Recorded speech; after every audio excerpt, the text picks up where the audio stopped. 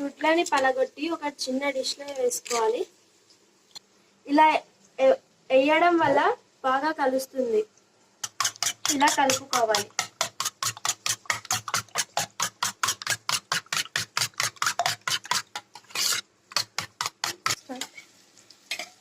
ఇప్పుడు మనం చేసుకున్న ఉల్లిగడ్డ పచ్చిమిరపకాయల దాంట్లో వేసుకోవాలి. కలుపుతూనే ఉండాలి. చూడండి, కలుపుతూనే ఉండాలి బాగా.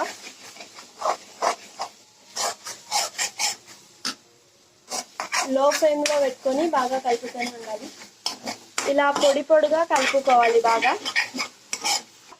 చివరిగా కాస్త ధనియాల పొడి వేసుకోండి. ఫైనల్ కొత్తిమీర వేసుకోండి. ఇంకా డిష్ అవుట్ చేసేసుకోండి.